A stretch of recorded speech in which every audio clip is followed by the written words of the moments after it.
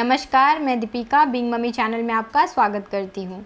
हर माँ को अपने बच्चे को 6 महीने तक जो है अपना दूध ज़रूर पिलाना चाहिए और हो सके तो अपने बच्चे को 2 साल तक अपना दूध पिलाना चाहिए। बच्चे जो है जितना अपनी माँ का दूध पीते हैं, बच्चे का विकास जो है वो उतनी अच्छे से होता है, चाहे उनका शारीरिक विकास हो चाहे मानसिक विकास हो। इसलिए बहुत ज़रूरी होता है कि जो नए बच्चे जो न्यू बॉर्न बेबी होते हैं उन्हें माँ जो है सिर्फ़ और सिर्फ अपना दूध पिलाएं। पर कई बार ऐसा भी होता है कि एक माँ जो है अपने बच्चे के लिए जो है पर्याप्त मात्रा में दूध जो है वो नहीं दे पाती है, या फिर उसकी क्वालिटी इतनी अच्छी नहीं होती है, या फिर जो वो दूध प्रोड्यूस करती हैं जितना बच्चे को दूध चाहिए उतना प्रोड्यूस नहीं कर पाती हैं। तो इस वजह से जो है बच्चे को और माँ को दोनों को कई तरह की काफ़ी सारी जो है परेशानियाँ होने लगती हैं। तो आज हम अपनी इस वीडियो में जो है इसी बारे में बात करने वाले हैं कि ऐसे वो क्या घरेलू उपाय हैं, ऐसे वो क्या 5 घरेलू उपाय हैं जो अगर आप करते हो तो आपकी जो दूध की समस्या है, जो दूध नहीं बन रही है, वो फटाफट से बनने लगेगा। और इस वीडियो में मैं आपको कोई मेडिसिन नहीं बताने वाली हूँ जिसका कि कोई जो है साइड इफ़ेक्ट होगा। होम रेमेडी है जिसका कोई साइड इफ़ेक्ट नहीं होता है। तो अब इस वीडियो को स्टार्ट करते हैं। और वीडियो को स्टार्ट करने से पहले एक रिक्वेस्ट है कि अगर आपके लिए वीडियो जो है इन्फॉर्मेटिव हो, आपको इस वीडियो से हेल्प मिले तो इसे लाइक करना बिल्कुल मत भूलिएगा और इस वीडियो को शेयर भी कीजिएगा। और इस साथ ही अगर आप अभी तक जो है बिंग मम्मी फैमिली का पार्ट नहीं बनी है तो चैनल को सब्सक्राइब कर लीजिएगा और साथ ही जो बेल आइकॉन है उसे भी हिट कर दीजिएगा। घरेलू उपाय के बारे में बात करने से पहले सबसे पहले हम ये जान लेते हैं कि ऐसे क्या कारण है जिस वजह से कि माँ का जो दूध है वो कम बनने लगता है या फिर माँ का दूध जो है वो बंद हो जाता है, यानी वो जो दूध सप्लाई कर रही होती हैं वो एकदम से ख़त्म हो जाता है। तो इसमें सबसे पहला कारण ये होता है कि माँ जो है अत्यधिक दवाइयों का सेवन कर रही हैं। मीन्स कि कई बार ऐसा भी होता है कि एक माँ को जब सर्दी बुखार जो हो जाता है, जो वायरल इन्फेक्शन हो जाता है, उसमें कई बार ऐसा भी होता है कि कुछ माएँ जो है ना अपने मन से दवाइयाँ लेने लगती हैं, डॉक्टर के पास नहीं जाती हैं। उनको ऐसा लगता है कि जैसे पहले उनको कोई वायरल इन्फेक्शन होता था, सर्दी बुखार जैसी चीज़ें होती थी, तो वो जो है पहले जो दवाइयाँ लेती थी वो सेम दवाइयाँ अभी लेंगी तो ठीक हो जाएंगी। बट ऐसा नहीं है, अभी आपके जो बॉडी है उसमें बहुत सारी चेंजेस हुई हैं। तो अगर आप अपने मन से कोई दवाई ले लेते हो ना तो इसका भी साइड इफ़ेक्ट हो जाता है, दूध जो है वो कम बनने लगता है या फिर बंद हो जाता है। तो इसलिए अगर आप कभी बीमार पड़ते हो ना, भले ही आपको मामूली सा बुखार सर्दी खांसी ही हुआ है ना, तो अपने मन से दवाइयाँ मत लीजिए, आप होम रेमेडीज़ ट्राई कीजिए। अगर आपको लग रहा है कि होम रेमेडी जो है वो काम नहीं कर रहा है तो आप डॉक्टर से कंसल्ट कीजिए, पर अपने मन से कोई भी दवाई मत लीजिए। सेकंड की जो नई माँ होती है ना, क्योंकि लाइफ में बहुत सारे चेंजेस होती है, नई रिस्पॉन्सिबिलिटी आई हुई है, एक नन्हा बच्चा की जो रिस्पॉन्सिबिलिटी है उनके ऊपर है, तो इस वजह से भी जो नई माँ है वो टेंशन ले लेती है, तनाव में आ जाती हैं। तो ये जो टेंशन तनाव है इसको आप मत लीजिए, इसका भी प्रभाव जो है आपके दूध के ऊपर पड़ जाता है। थर्ड पॉइंट है कि एक नई माँ जो है अपने खाने पीने का ध्यान रखे। अगर नई माँ खाने पीने का अपना ध्यान नहीं रखती हैं, समय पर खाना नहीं खाती हैं, हेल्दी खाना नहीं खाती हैं, तो इससे भी जो है उनका जो दूध का सप्लाई है उसके ऊपर इफ़ेक्ट पड़ता है। नेक्स्ट है हार्मोनल चेंजेस। देखिए दोस्तों, जब आप एक नई माँ बनती है ना, जब बच्चे का जन्म हो जाता है तो हमारा शरीर जो है वो अंदर से काफ़ी ज़्यादा काम कर रहा होता है। जो यूट्रस होता है वो अपनी जगह पर आ रहा होता है, क्योंकि जब बच्चा हमारे गर्भ के अंदर यानी हमारे पेट के अंदर होता है ना, तो अंदर के जो ऑर्गन्स है वो थोड़ा थोड़ा जगह बनाते हैं ताकि बच्चा जो है पेट के अंदर अच्छे से रह सके। पर जब बच्चा जो है वो बाहर आ जाता है तो वापस से अपनी बॉडी जो है वो काम करने लगती है, सारे ऑर्गन्स जो है अपने जगह पर आने लगते हैं और हमारा ब्लड जो है वो काफ़ी ज़्यादा लॉस हो गया रहता है, तो ब्लड भी बनने लगता है। तो इस टाइम पर हमारी बॉडी जो है वो काफ़ी ज़्यादा काम कर रहा होता है, काफ़ी ज़्यादा हार्मोनल जो चेंजेस हो रहे होते हैं। तो इस वजह से भी जो है, क्योंकि एक माँ अपना ध्यान नहीं रख रही होती है, अच्छे से खाना पीना नहीं खा रही होती है, तो दूध जो है वो कम बनने लगता है। नेक्स्ट पॉइंट है कि अगर माँ जो है वो कमज़ोर हो या ज़्यादा बीमार रह रही हो तो इस वजह से भी जो है दूध का सप्लाई कम हो जाता है, या अच्छी क्वालिटी का दूध जो है माँ प्रोड्यूस नहीं कर पाती है। या फिर अगर बच्चा जो है अच्छे तरीके से दूध ना पिए तो भी दूध जो है वो ख़त्म हो जाता है। तो अगर आप जो है इनमें से देख लीजिएगा इसमें से क्या रीज़न है जिस वजह से कि आपका दूध जो है वो कम हो गया है। तो इसके साथ आप इस रीज़न पे भी काम कीजिएगा, अपने खाने पीने पर अच्छा ध्यान रखिएगा और साथ ही जो मैं आपको घरेलू उपाय बता रही हूँ आप इसे ज़रूर ट्राई कीजिएगा। इससे आपका दूध का जो भी प्रॉब्लम है, चाहे दूध जो है उसकी क्वालिटी अच्छी नहीं आ रही है या जितना प्रोड्यूस करना चाहिए आप उतना नहीं प्रोड्यूस कर पा रही हैं, तो अगर आप ये घरेलू उपाय जो है अपनाएंगी, इसको ट्राई करेंगी, तो आपका दूध का जो प्रॉब्लम है वो एकदम ठीक हो जाएगा। मेरा बच्चा अभी 2 साल का है और मैं अभी भी उनको अपना दूध पिलाती हूँ। मुझे दूध की जो है कोई प्रॉब्लम नहीं है, मैं इसके लिए कोई मेडिसिन नहीं लेती हूँ। मैं ये जो घरेलू नुस्खे हैं उसी को अपनाई हूँ, जिस वजह से मेरा दूध का कोई भी प्रॉब्लम नहीं है। और यकीन मानिए अगर आप इसे ट्राई करेंगी तो आपका भी अगर दूध का कोई प्रॉब्लम है तो वो एकदम ख़त्म हो जाएगा।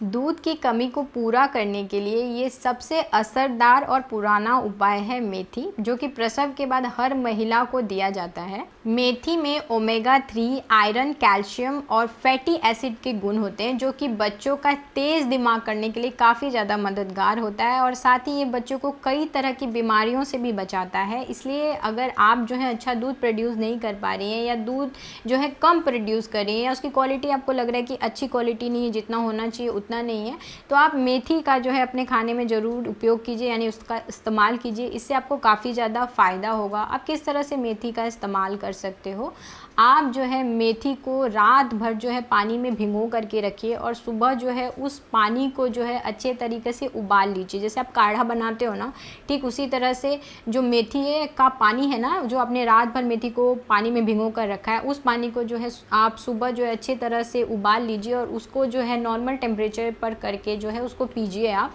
तो इससे आपको काफ़ी ज़्यादा हेल्प मिलेगी। अगर आपको ये काढ़ा जो है, ये चाय जो है ये अच्छी नहीं लग रही है मेथी की, तो आप जो है मेथी का साग बना करके भी खा सकती हैं। इससे भी आपको काफ़ी ज़्यादा हेल्प मिलेगा। सेकंड है सौंफ। सौंफ भी जो है नई माँ को दिया जाता है। अगर नई माँ को जो है दूध की किसी भी तरह की कोई भी परेशानी है ना, तो नई माँ को जो है सौंफ भी दिया जाता है। इससे उनकी दूध की जो प्रॉब्लम है, अगर दूध अच्छे से वो प्रोड्यूस नहीं कर पा रही है या क्वालिटी इतनी अच्छी नहीं है, तो उसको भी इम्प्रूव करने के लिए, उसको भी बेस्ट करने के लिए जो है सौंफ बहुत हेल्पफुल रहता है, बहुत मददगार होता है।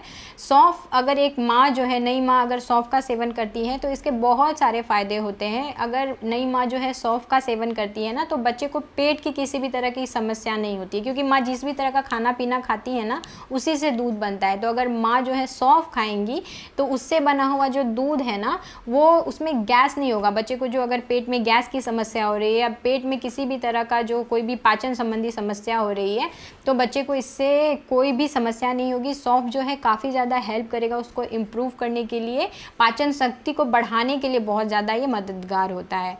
सौंफ का जो है आप चाय बना करके भी पी सकती हैं। चाय बनाने से मेरा मतलब है कि सौंफ को जो है आप जिस तरह से आप चाय पीते हो ना, उस तरह से सौंफ को जो है 1 कप गर्म पानी में जो है अच्छे तरीके से उबाल लीजिए और उसके बाद उसको ठंडा करके पीजिए आप। तो इससे भी आपको काफ़ी ज़्यादा हेल्प मिलेगा। अगर आपका दूध जो है वो आप अच्छे से प्रोड्यूस नहीं कर पा रही हैं, तो इससे आपका दूध का जो भी प्रॉब्लम है वो एकदम से ठीक हो जाएगा। तो इसे भी आप ज़रूर ट्राई कीजिएगा।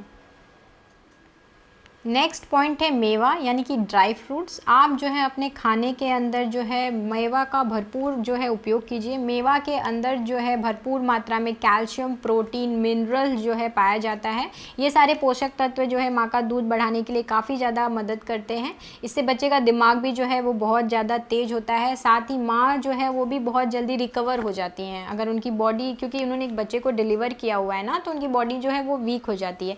तो अगर माँ जो है मेवे का सेवन करे तो इससे जो है उनकी बॉडी को काफ़ी ज़्यादा हेल्प मिलती है। दूध भी बहुत अच्छा वो प्रोड्यूस कर पाती हैं। इसलिए आपको अपने खाने पीने में जो है काजू, बादाम, पिस्ता, अखरोट, इन चीज़ों का इस्तेमाल करना चाहिए।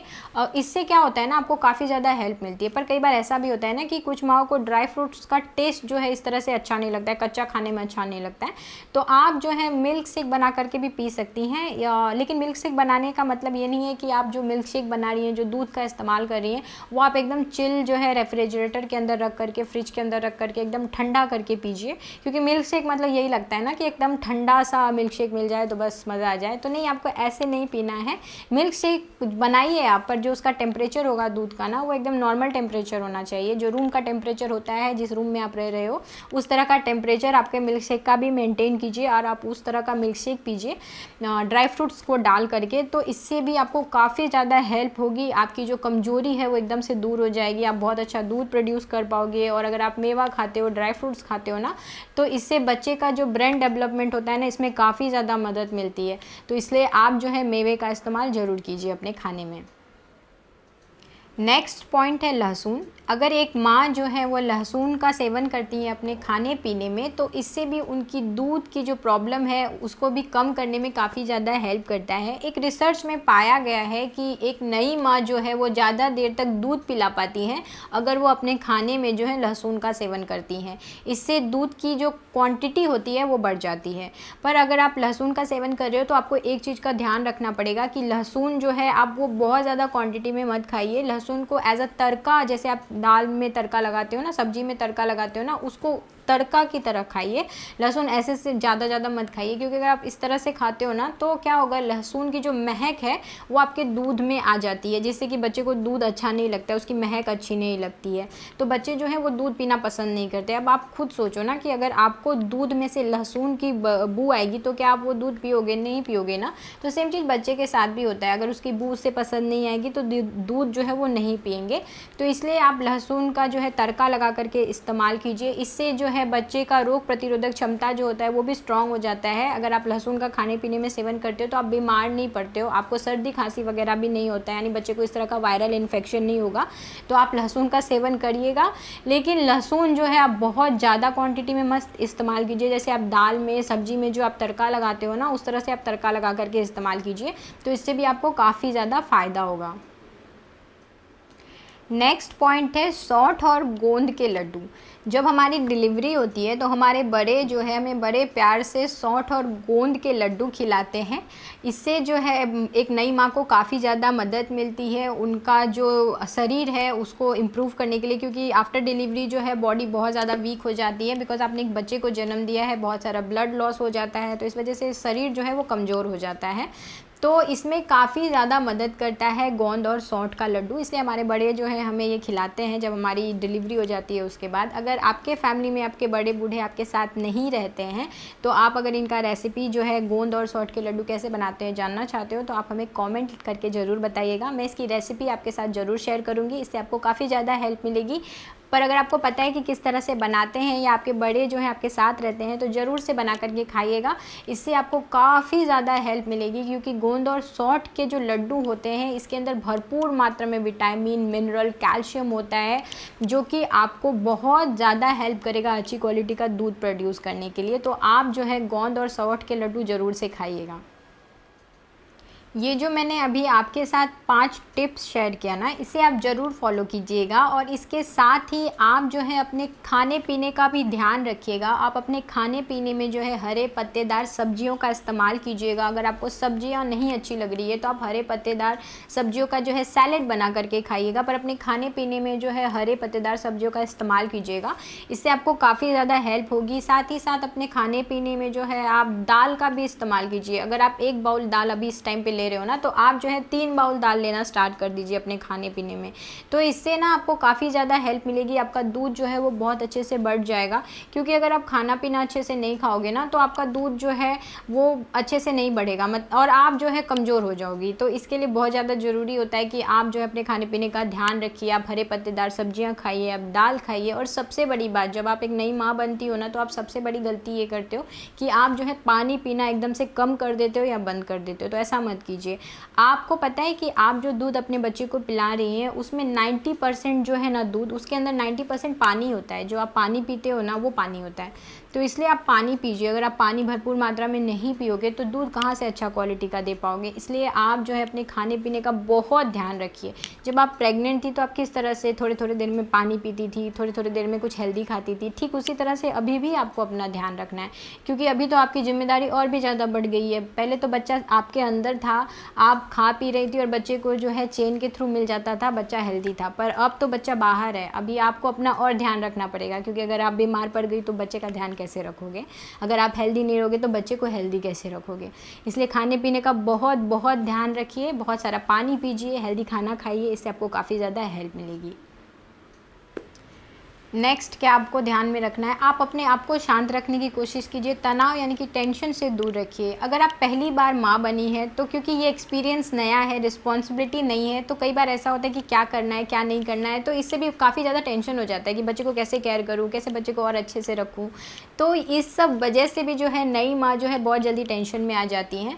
तो आप जो है इस तरह का कोई भी टेंशन मत लीजिए। इनफैक्ट आप किसी भी तरह की कोई भी नेगेटिव चीज़ों के बारे में मत सोचिए। अगर आप जो है नेगेटिव सोचोगे तो आप बीमार रहने लगोगे तो अच्छा दूध नहीं प्रोड्यूस कर पाओगे। खुश रहने की कोशिश कीजिए, ये जो मदरहुड है इसको एंजॉय कीजिए, तो इससे भी आप बहुत अच्छा दूध जो है वो प्रोड्यूस करोगे। अगर आप खुश रहोगे ना तो आपका बॉडी भी खुश रहेगा, और बॉडी खुश रहेगा तो बहुत अच्छा दूध प्रोड्यूस करता है। तो इसलिए आप खुश रहने की कोशिश कीजिए, और आप जो है बच्चे के साथ सोइए भी। कई बार ऐसा होता है ना, क्योंकि मैं भी माँ बनी हूँ तो मुझे पता है कि हर बार जो है आराम मिलना मुश्किल हो जाता है, पॉसिबल नहीं हो पाता है, स्पेशली अगर बच्चा छोटा है तो।